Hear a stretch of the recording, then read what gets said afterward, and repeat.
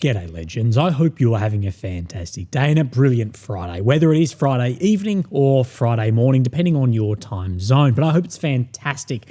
Now, legends, I'm feeling fairly under the weather today. You'll just have to bear with me. I start my chemotherapy, my last round this evening, and I get a lot of anticipatory anxiety before it, and that can make me feel under the weather. And I believe that is what it is because the symptoms I get reflect that actually of the chemo. Your brain is a very powerful machine. Anyway, legends, let's do an update. We'll look at the maps. We'll look at aircraft. We'll look at geolocations. We'll look at footage. We have a fair bit to go over, but the main bit of this video today is going to be the decision to hold Pokrovsk. Now, was this a decision made proactively or reactively to the situation there, that choke point that we are seeing? But is Pokrovsk a decisive point? Is it a turning point in the war? And I want to push on where it is and where it isn't, as far as where information and strategy sit and how that affects the holistic nature of a war like this. But firstly, what we're going to do is we're going to do a bit of a wrap up of other areas of the maps and then zoom in on Pokrovsk actual, Pokrovsk North, Konstantinivka and Velyka front. Now, as you know, every time UAC delivers a new plane from the manufacturing base, I try to at least update on this. So we get this today. Now, what we do is we only go by visually confirmed. We don't go, because I don't know how many a batch is. But what we have seen is 2 by Su-34s roll out, and then a few days ago, 2 by Su-35s. Now, why is this important? Well, the Su-34, this is by a mile the most important aircraft in this war. Su-34, they're the ones dropping the FABs. Su-35, more of an air superiority fighter, they are important because we do know they are flying alongside the Su-34s in some cases to engage either planes trying to engage them or air-to-air missiles or surface-to-air missiles trying to engage the Su-34s. Now, relatively, the Su-34 has suffered very few losses relative to their impacts. Now, again, we go off visually confirmed or self-confirmed losses because there's a lot of claims. But even if we take the claims, it's still relatively very few.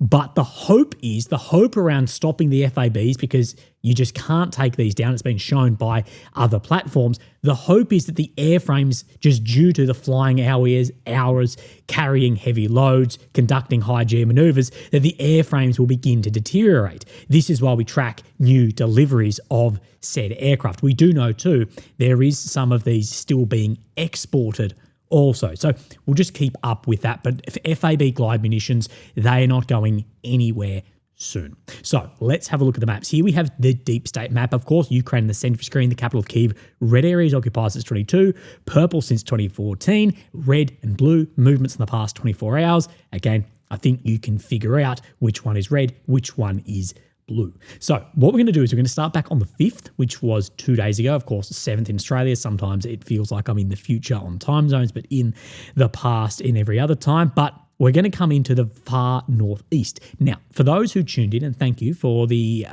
interview between myself and Mr. AMK Mapping, he spoke about his concern of this area. And what we are seeing today is around Belorivka, Odradne, Frontline, that this is being confirmed, moved by the Ukrainian map of Russian movements in here, something Suryak and other mappers have been showing for some time. But the ability for a lot of this area to start coming under control, as well as we've seen, of course, that increased push around Volchansk. Now, again, this map, we use this as a baseline best case scenario. Let's have a look at the northeast, this same area, according to Suryak.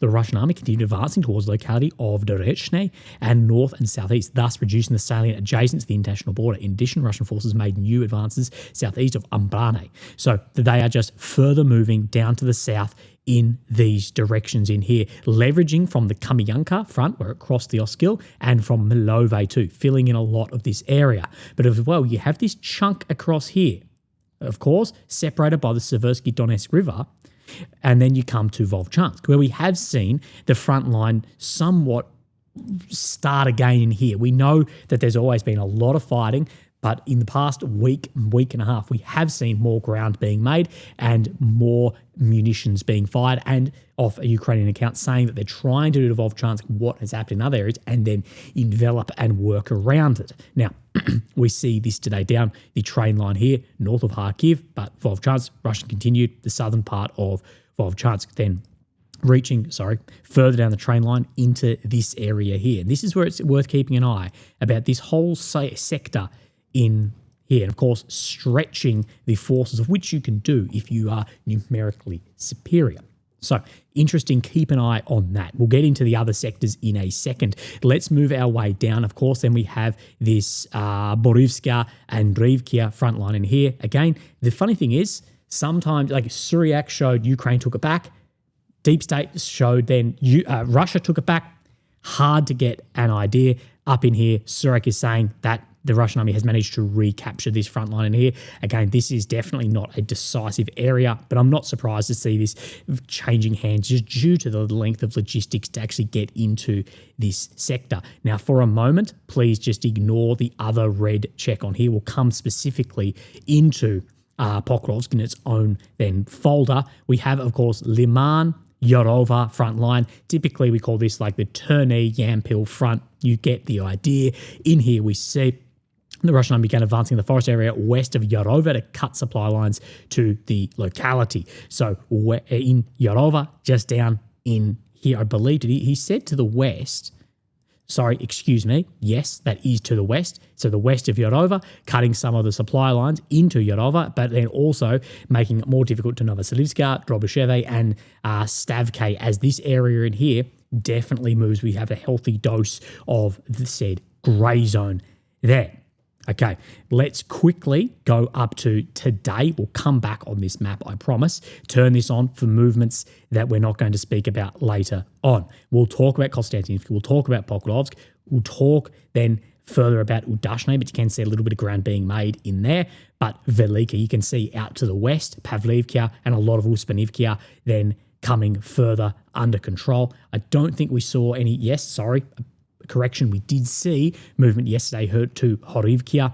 And then final update before we move on is down in the south, then around Stepnohursk, that there has been Russian movement here. This is, again, an area where we do see a lot of forward and back movement between the Ukrainian and Russian forces. Okay, so we'll come to yesterday. Movement on the northern side, both Ukrainian and Russian. We will come to that. We come to today. We see a little bit of movement into Minigrad, a little bit of grey zone expansion around this area, but again, still painting far more of a rosy picture than we'd actually expect in Pokrovsk. And we get a lot like this, that Pokrovsk holds. Again, this became infamous from the Bakhmut holds from the same account.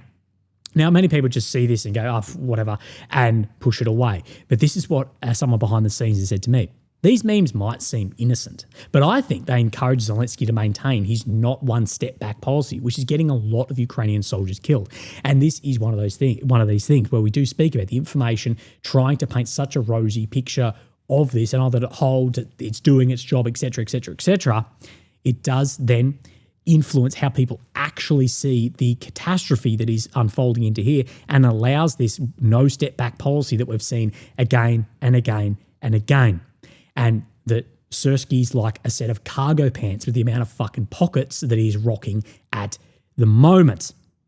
So let's look at Pokrovsk, because from Mr. Serhiy Flash, one of the best known Ukrainian accounts, he's saying that there's been a military political decision has been made to hold the Pokrovsk-Minigrad conglomeration for as long as possible. All available reserves will be mobilized for this purpose. Now, firstly, alarm bells go off when you say political decisions, because something I think we see far too much in the Ukrainian decision-making process is the politicians have too much influence on the commanders, that there's military decisions that are so influenced by politics. Now, of course, this happens in war. But again, I think you'd be hard to find a militaryman who's saying, yep, let's hold on to this, let's pour more in. But on the political front, the optics, when your Schwerpunkt sits outside needing good headlines, you can see that. But again, as we say again and again, Propaganda needs to support military operations, not the reverse. Military operations can't be the propaganda. And in withdrawal, in closing sectors, this is when you can have catastrophic loss, and saying all reserves will be mobilised to sent into here. You can see myself, who's been warning about this sector for many months, how this looks from a military standpoint. Holding these positions is important because they open up almost flat territory deep into Dnipropetrovsk region. You can see this on the elevation map. That is true, but in my opinion, it's too late to hold. If the enemy takes Pokrovsk, they will also gain the ability to operate UAVs from its heights. Now, why do I think this decision was made? I said proactive or reactive. I don't think this is a proactive decision now to do this. They've been trying to hold this for months as it's been creeping up. My honest opinion, we'll look at the maps in a second, they've been forced a decision upon them to hold because Minograd all the way to Sukri Yar, it is impossible to pull soldiers out of here currently. I do not discuss political decisions. There are not enough experts for that without me. Undoubtedly, such a decision would not have been made if the military leadership did not see the possibility of doing so. I don't know. Kursk, to me, from a military standpoint, completely didn't get it. From a political standpoint, I completely understood it. Personally, I continue to hold the view that no position is worth the lives of people. And I hope if there is a need to save people, it will be done in time. In fact, the Defence Forces have already performed a feat by holding the Pokrovsk direction for a year. There is a request our guys who remain on the position to communicate with their loved ones when they can. Read news and social networks there. Please don't escalate the situation. It's morally difficult for a soldier to fight when they hear all is lost. Everyone is surrounded. But again, what is the real situation in here? But again, it's not easy either for these soldiers if they know the real situation, what is happening in here, yet they log on to Twitter or Telegram and one of these accounts, these guys who are getting shelled in here, their friends being lost, etc., knowing this is creeping up and hearing all is fine, Pokrovsk holds, let's pump more men into this also. It's a two-way street in the informational war. Now, what did I say about a turning point? Is Pokrovsk a turning point? In my opinion, no. In a strategic sense. This is another loss of a city in a similar fashion to what we've seen in other sectors of hold, attrit, destroy, the envelopment again. And this is what is expected at this stage of warfare and style of warfare. I'm not surprised to see this. But attritional war, this is one in a holistic sense. From tactics to strategy to operational victory to politics, there's not a singular decisive battle. So is this a turning point in that sense? I don't believe so. I could be proven incorrect if we see a cascade beyond. But where this could be a turning point, and where I do believe it is a turning point, could be the informational space. I talked with a friend this morning and I'll share what then he says. I agree with what AMK said about Pokrovsk, that it's not going to be a turning point in the war, but it might become one in the informational war. Because how do these NAFO accounts recover from that? What will people say about the Pokrovsk hold memes when the Russians do close the lid and capture and kill hundreds, which is looking like could be the outcome in here? How then will the narrative of this be spun once again? Not to mention Zelensky, who has said that everything was fine in this direction. So yeah, the impact on the informational aspect and support more so than just decisive strategy. He says, I really don't know how they'll recover from this. Maybe they'll pull a rabbit out of the hat again, destroy some strategic bombers or sink a ship. Otherwise, I'm worried they'll try to launch another offensive into Russia proper just to get some positive press somehow and shift eyes. So yes, that is where the turning point of Pokrovsk could actually be. But again, going back to this, we don't know, firstly, how many soldiers are in here. It's likely in the hundreds. And if all available resources are being mobilised to push into here, when you've got an envelopment with a superior force on the other end in long-range strikes, artillery and drones, what can the cost of this actually be? Refer back to Karl von Clausewitz, speaks about the ability to have massive catastrophic losses, far more than offensive and defensive actions when withdrawal turns to rout. Okay, so let's have a look over the maps, and then we'll get into that northern sector that we saw shift yesterday. So Pokrovsk itself, this map mostly that we're looking at is grey. There was a small map correction a few days ago from AMK mapping, and this sector is in the northeast of Pokrovsk, sitting up in here saying that there's still under control of the Ukrainian forces, but it's still wrapping around in here. You'll get actually a better look of it in a second when we go to his most recent update. Suryak map, he's showing very similar. This movement then around in the direction of Rivne, creating a pocket in the Dinas district, I should say, I believe, of Pokrovsk, but also a push then in the northwestern side, but also down from Rodinske as well. We'll talk about Rodinske, then we come to Suryak's more recent, but not his most recent, that Russian Army's combing operations are taking place in these districts and District 8 in here, eliminating most of the Ukrainian resistance pockets. Russian troops are assaulting the Druzhba dashes, the last suburb of Pokrovsk, under solid Ukrainian army control. Further north, Russian forces launched an assault on the weakened Ukrainian positions within Rodinske, while Ukrainian forces continue to retreat in small groups with difficulty from Minograd. So trying to pull out of here, but you're through a very small pocket, and Rodinske up here. Let's look at Rodinske before we get into the most recent maps. This is just setting the ground of what we have seen. So Rodinske in here, this is the intersection where we saw those massive amount of losses. This road was reported months ago as a 50-50 chance of surviving. Now this has dramatically closed up. But also just down into Rodinske 2, we see this footage here at this geolocation. So you can basically line this up. Rodinske, Sukhetske in here, this road heading out. So right in this direction, just about here. Again, it's not super relevant for what we're talking about, but we do see a good visual of the Russian tactics that I've spoken about. This is, of course, on a FPV drone here, potentially a fiber optic, but we're seeing that this drone basically hovering as we see FAB, glide munition, land in this tree line. And this is what we see happen. You can see another one over here is use drones to hold in place. These don't have enough bang to take out fortified positions or dug in positions, but they can hold soldiers in place for then FABs to hit. And you can see where these three, there are likely there'd be a fourth one somewhere, maybe we missed it, have landed down this tree line in this sector. Of course, making any movements more difficult. But again, I use the example because if they're landing here, I guarantee they're landing in these sectors. But it gives a good example of what we are seeing, the tactic being used and these working together. Now, let's have a look at the more recent updates. This is Mr. AMK. On this direction, there is a fluid and dynamic area in Pokrovsk city limits, in that northern part, and there is footage back and forth, so you can't speak of a actually defined line in a lot of the sectors, but the southern is definitely under Russian control. Today there is footage of Russian vehicles being in that area. In the northeast, Ukrainian units in the high-rise part of Dinas district have begun attempts to withdrawing to Rivne and appear to have been somewhat successful. However, they are withdrawing into a larger cut-off pocket. We'll look at the Dinas district as Russia is pushing through here. It's likely that Ukrainian soldiers are not fully aware of the situation of the bottleneck of the larger Minograd pocket.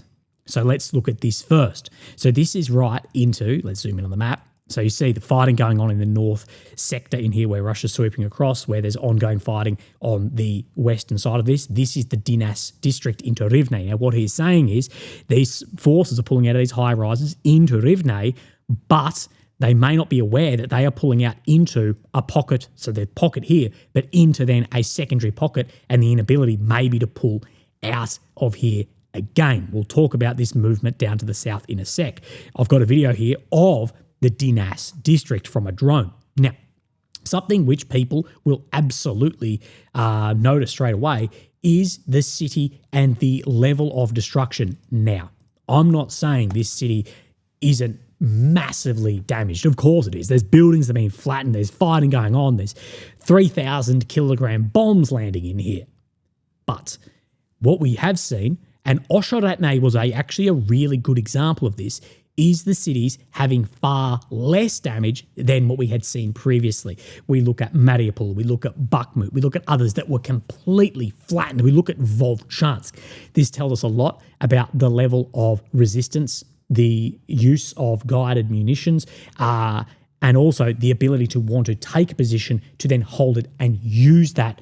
Also, the problem with Volchansk is it's been so flattened by MLRS, from FABs, from hammers, you can't really use the position. So there's that nature of warfare too. There's a few other reasons for that also. We can go over it if you wish. But this last bit here, As for the bottleneck, this is said bottleneck. Russian DRGs were able to infiltrate into the small two-street residential area. If assault groups consolidate there, a physical encirclement of Minograd will be made. But that would not make much difference, as for any movement in and out of the city is practically impossible. Additionally, Russian DRGs infiltrated further to the next pig farm along the road to the rear of Pokrovsk and reached positions behind it. So we're talking, this is then the position we're looking at right in here. So we zoom in. Again, these maps can be difficult to get an idea exactly where they are sitting, but you see the intersection. You can get an idea. This is the pig farm right in here. Movement of DRGs to these locations into here, and then further movements by AMK further down these roads as well.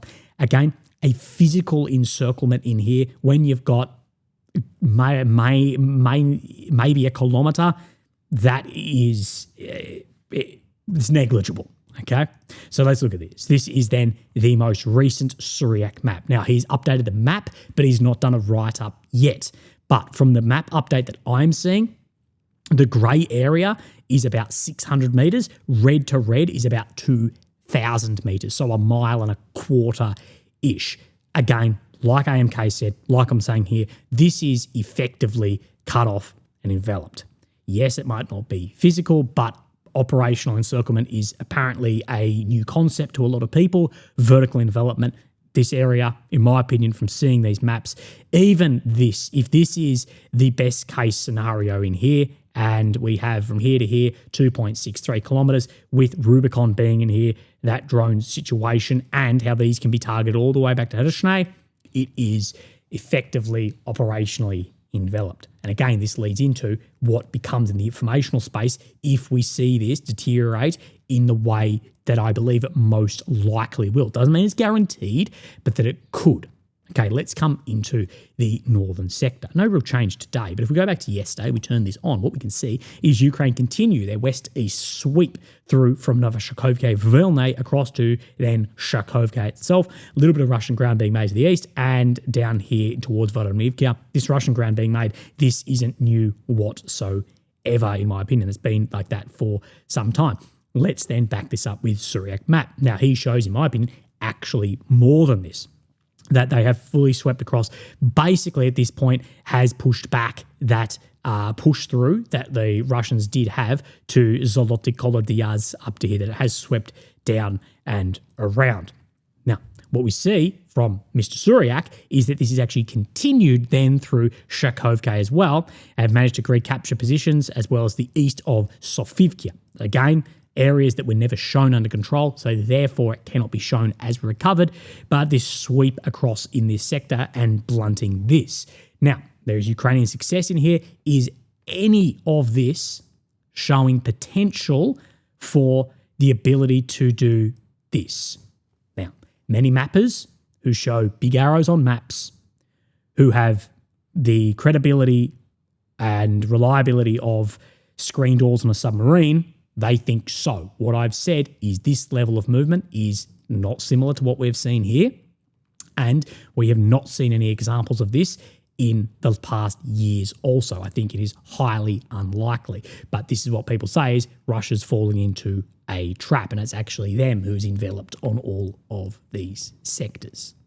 Of course, there's risk of vertical envelopment, but we haven't seen the ability to do it yet. So let's move just to the east of here. And of course, we have Konstantinivka. Let's go up to here. A little bit of ground being made to the south of Chasiv Yar in this direction, but you can see grey zone right out into the first blocks in here also. But of course, these maps showing vastly different to a number of other mappers. We see Kasatanivka area, many maps are showing this under control for some time, and that the Russians continue to exploit this whole sector down in Ivanopilia as well. So this area in here, and starting that more further movement into Konstantinivka, securing the base again, because when you envelop, you don't want to disengage the base. This is one of the hardest things. You always measure from the base, and what you want to do in these pockets is not let the base disengage. Therefore, it gives depth to said pocket for withdrawal reasons Also, we can go over that at some point if you'd like. Konstantinivka, this is an interesting video. Right in here, in the very north of Konstantinivka here, we see this footage here. And this is of a concern. It's not the first time we've seen this, but we see more and more of this. This is a Russian fiber optic drone going long range from here and then actually striking a Ukrainian T-series tank with a little bit of armor on it, but nowhere near the bar armor that we typically see on a lot of these, driving around in this sector and then is destroyed. But this gives you just an idea. So this is just behind this intersection. It gives us an idea. The reason we look at this is, say it's here, back to here.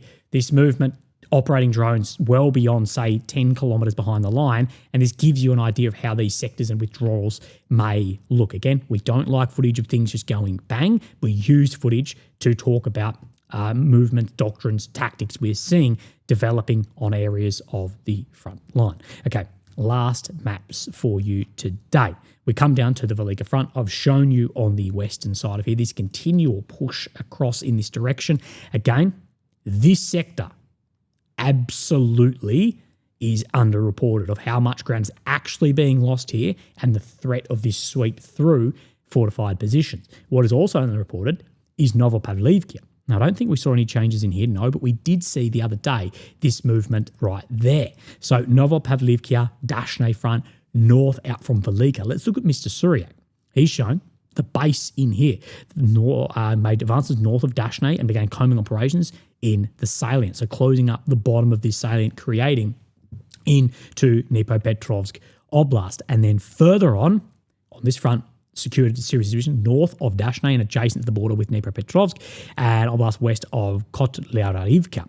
So again, excuse my ability to pronounce in here, but this is Kotlyarivka in here. Let's see if we can somewhat line this up. So positions through the border out to here, and as well, let's see, it's going to be difficult to line up these paddocks, but you can get an idea somewhat in the direction of, I believe, if this red dot right here is Filia, which I believe it is, pretty much to just the south of here. So this base is sitting along something like this. And Novopavlivka, further movement into the Dnipropetrovsk Oblast. But how this front line can potentially shorten a lot reasonably quickly, relatively quickly, and how this may look on a push in this direction out to the west. And we have looked at then the fortifications. The fortifications in here, rightfully, these go off the most likely course of action, which is a northern push. But of course, what we have seen is a western push. But again, these fortifications in here mostly sit for protection against a western push. But we're currently seeing where there could be a sweep in. Now, this doesn't mean that these are useless, but it means that then the efficiency, effectiveness of these is then reduced. This is exactly what Ukraine wanted to do from Orokhiv in the 23 counteroffensive, was get somewhat into Orokhiv, then have fire control further to the south, but also then sweep through where these positions were. Again, what we've spoken about, the reason the south is so important is that that was the only military way that has been spoken about. This in here, keep an eye on that. This is the linear warfare bros nightmare situation. Legends, I'm pretty sure we've gone over everything. Thanks again for being with me. Thanks for listening to the interview yesterday, and I'll speak to you tomorrow. Thank you. Bye-bye.